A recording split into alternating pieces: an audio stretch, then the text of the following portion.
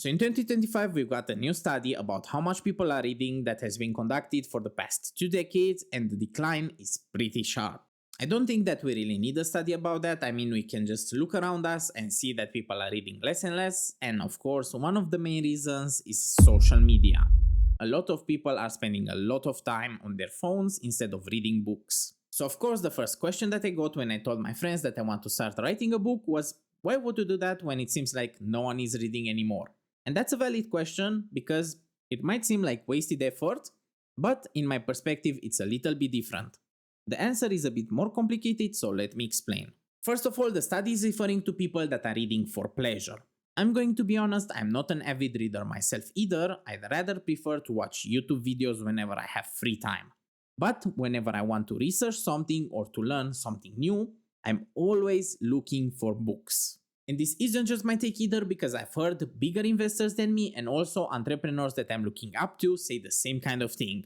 So people that are looking for knowledge are still resorting to books. The book that I'm looking to write is a non-fiction one about investing, more specifically about my own journey with this topic, because I've been learning about personal finance and investing for over 10 years at this point, and I've also got first-hand experience investing into over 30 startups. Just to give you a glimpse inside of the book, but without spoiling too much just yet, that will be for a separate video. A vibe check if you want. The title is Don't Burn Yourself. And the subtitle is Everything That I Wish Somebody Told Me When I First Started Investing.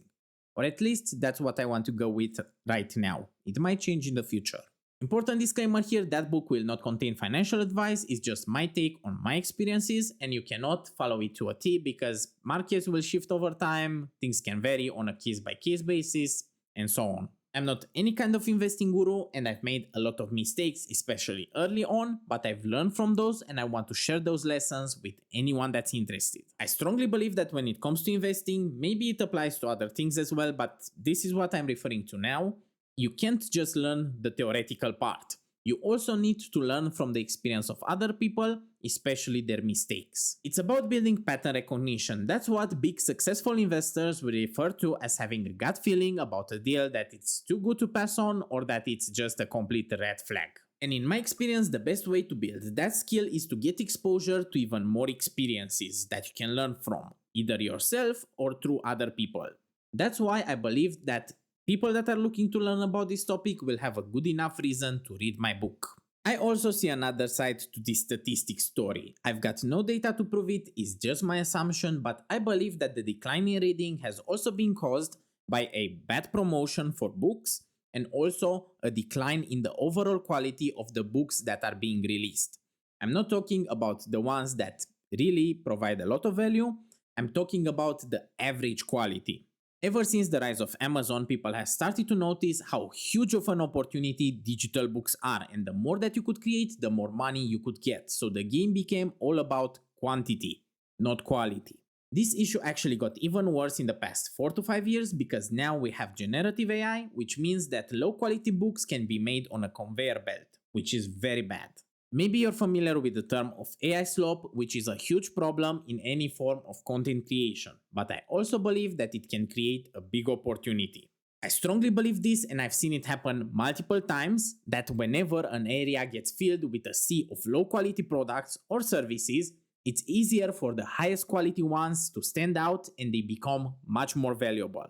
So my bet is on the fact that if I can nail the promotional part, people find the book, read it and get value from it, it will stand out even more among the noise, and I believe this applies for all of the books that want to create value for their readers. There's of course the risk that this won't be true and the book will be just useless in the end and obsolete and all of that, but as with building anything meaningful in life, you have to take on some risk. The second part of this answer is much simpler. During the past more than 10 years, I've learned a lot from other people, from some that I know personally from our discussions, from others by reading their books, and even from content creators that were willing to share their knowledge online. I see this book and also my content about investing as my way of giving back to the community that has given me a lot over the past years. To give you an example, one book that has actually inspired a lot of my journey is The 4-Hour Workweek by Tim Ferriss.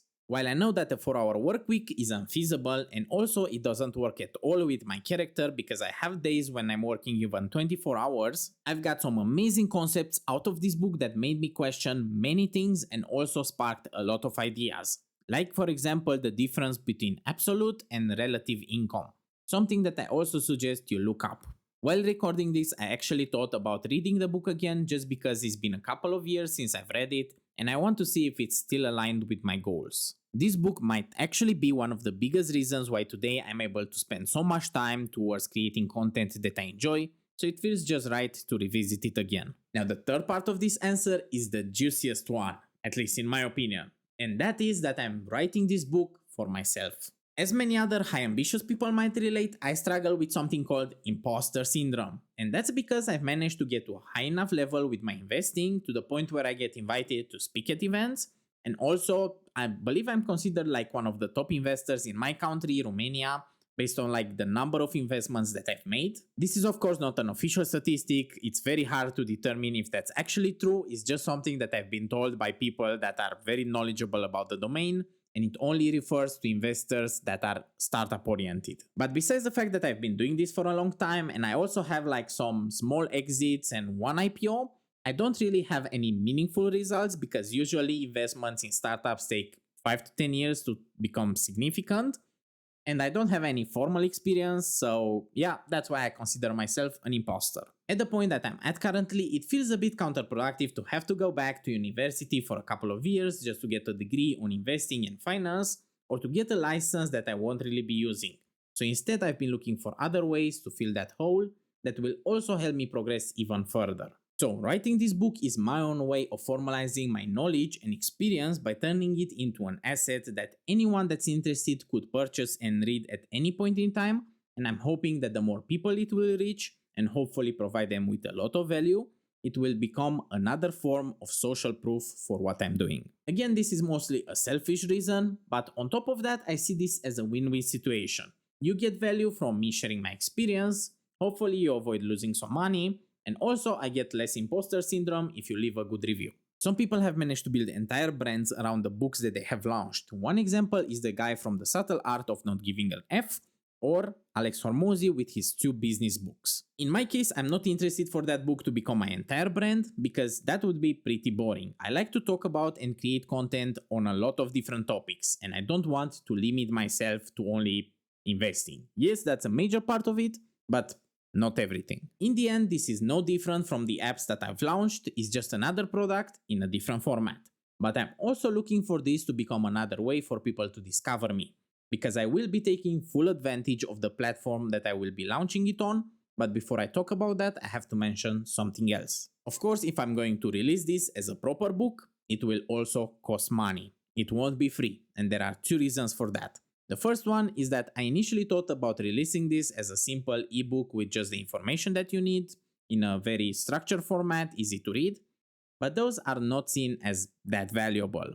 And on top of that, they are only seen as ways for people to capture your email. The second reason is that I'm looking to create a system that will enable me to promote the book sustainably. Whether I will go with self-publishing through Amazon, which is probably what will happen, or I'll have the chance to sign a contract with a publisher, both of those require a priced product. If I go with self-publishing, then I will have to support the entire cost of the promotion myself, which I'm hoping that eventually, once the book grows, it can cover its own expense. If I go with a publisher instead, they can support the promotion, but they will be looking to make their money back eventually. This is future me from when I'm editing this video. I just want to clarify that apparently I was so mistaken here, and I'm glad I double checked this. Publishers don't really take care of promoting the book. They will try to get it to reviewers, critics and stuff like that, and also try to get it into physical stores, but besides that, social media or running ads, that's all on the author.